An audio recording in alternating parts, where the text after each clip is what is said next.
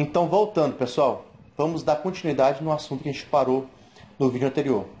Então, vamos começar a falar aqui da cumulatividade, do regime cumulativo do PIS e COFINS. A gente tem que imaginar, quando a gente fala de regime cumulativo, a gente está falando do regime tributário do lucro presumido, né? É até uma matéria também que eu ministro no curso de vocês, né? Que é o regimes de tributação. Então, aqui a gente tem o PIS e COFINS do regime cumulativo. O que é o regime cumulativo? É um tributo que ele vai sempre acumulando. Ele incide em todas as etapas, né? Então a gente fala que em todas as etapas, né, feito em cascata, né, vai tendo a incidência do PIS e do COFINS.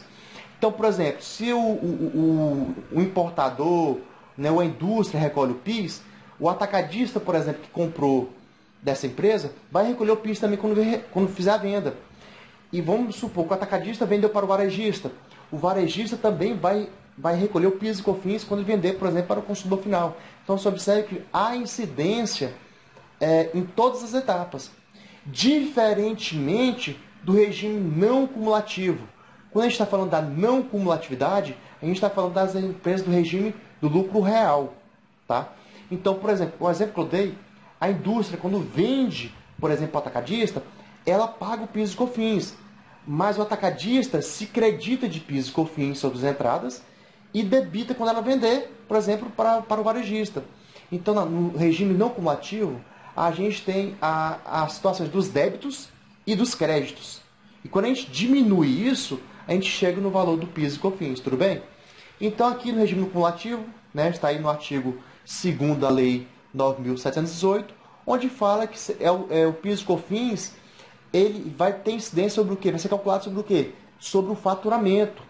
Tá? Sobre o faturamento da empresa, né? Diferente de receita. Receita é algo, né, mais amplo.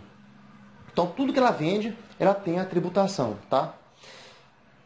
No não cumulativo, como acabei de falar, ó, é todas as receitas. Quando a gente fala todas as receitas, até as receitas financeiras entram aqui dentro também. Interessante, né? Diferente do regime cumulativo, que receitas financeiras não entram, mas na não cumulatividade, né, no lucro real, está dentro, tudo bem? Então, o que a gente exclui, né, da receita bruta aí? Vendas canceladas, descontos incondicionais, a gente tem que separar aqui desconto condicional para desconto incondicional, né? O desconto condicional quando tem uma condição, né? Então, se você pagar até tal dia, você tem uma condição, você vai ter um desconto, né? Então, aí, esse desconto condicional não é deduzido. Né? Agora, aquele desconto que é feito no ato da emissão da nota fiscal, por exemplo, ali sim, esse é o desconto incondicional, não teve condição. Tudo bem? Então, esse desconto sim é deduzido no cálculo, né, do PIS e COFINS. O IPI e o ICMS, substituição tributária. Esses são dois tributos, vamos falar assim, ele é pago por fora, ele não está pago por dentro. Tudo bem? Então, o que acontece aqui? Você pode observar que em uma nota fiscal tem lá o valor dos produtos, tudo bem? Eu tenho um campo de IPI e tenho um campo de ICMS substituição. Para chegar no total da nota, eu vou ter que pegar o valor dos produtos, mais o ICMS substituição, mais o IPI, dar o total da nota. Então, quando eu vou calcular o PIS e COFINS, eu não posso pegar o total da nota. Eu tenho que deduzir esse IPI e esse ICMS substituição, tudo bem? Então, isso é excluído da receita bruta. Reversões de provisões. Vamos dizer, você faz uma provisão, né? Como é que a gente provisiona uma despesa, por exemplo, né?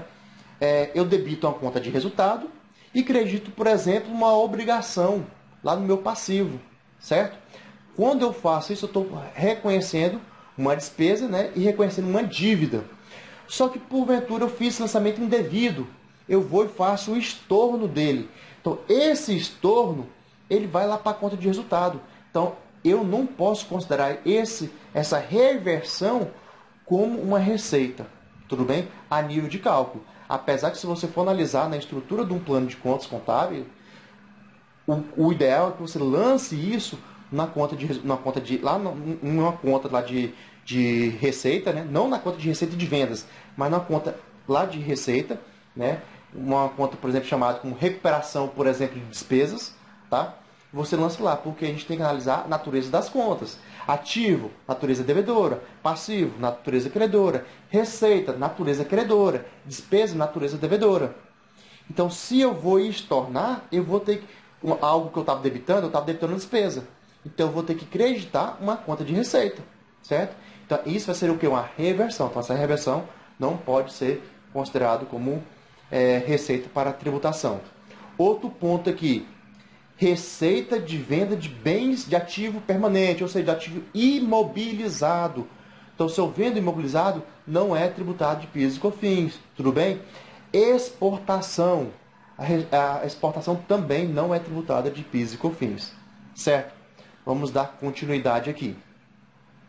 Aqui, basicamente, as alíquotas do PIS e as alíquotas do COFINS. Então, no regime cumulativo, que é o regime tributário do lucro presumido, o PIS, a alíquota é de 0,65%.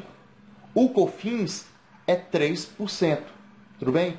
Já no lucro real, né, no regime não cumulativo, eu tenho a alíquota de 0,65% de PIS e, 1,65% de PIS e 7,60% de COFINS. Tá? Então, no cumulativo, 0,65% de PIS e 3% de COFINS. Já no não cumulativo, 1,65% de PIS e 7,60%. Lembrando que no não cumulativo eu vou deduzir, né, vou ter créditos, então vou deduzir os meus débitos no mesmo percentual, tudo bem? Então, se na minha saída, quando eu fizer uma venda, eu tenho 1,65% de PIS, e nas minhas compras para revenda, por exemplo, eu vou ter também 1,65% de crédito de PIS sobre a minha aquisição. E eu falo para vocês uma coisa, independe se você comprou da empresa do Simples, se você comprou da empresa do regime do lucro presumido ou do lucro real. Independe, você vai ter o crédito de 1,65% de PIS e 7,60% de COFINS. Tá? E um detalhe, nós temos aqui alíquotas diferenciadas também.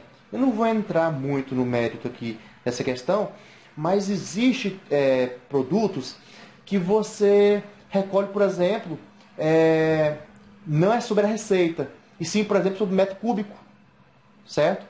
Então, você vai recolher. Existem tributos também que você recolhe, sim, né, sobre a receita, com percentuais, às vezes, diferentes. Quando a gente está falando do regime de tributação do PIS e COFINS, quando a gente está falando, por exemplo, dos produtos monofásicos. Olha a palavra monofásicos, mono, uma, fásico, fase, uma fase. Então aqui, por exemplo, a indústria, né, ou o importador, ele quando vende esse produto, não vai ter mais a incidência de PIS e COFINS posteriormente. A indústria, por exemplo, recolheu o PIS e COFINS, todo mundo que comprar dele não vai mais pagar PIS e COFINS. Então, o atacadista não paga, o varejista não paga. Então, isso é muito interessante para você poder fazer um planejamento tributário. E aqui eu deixo uma dica para vocês que vão fazer o artigo, né, de conclusão do curso da pós-graduação, falar sobre PIS e COFINS. Né? É um assunto bem interessante, falar sobre alíquotas diferenciadas, sobre produtos monofásicos. Tudo bem? Então, vou encerrar esse vídeo por aqui para a gente possa dar mais continuidade.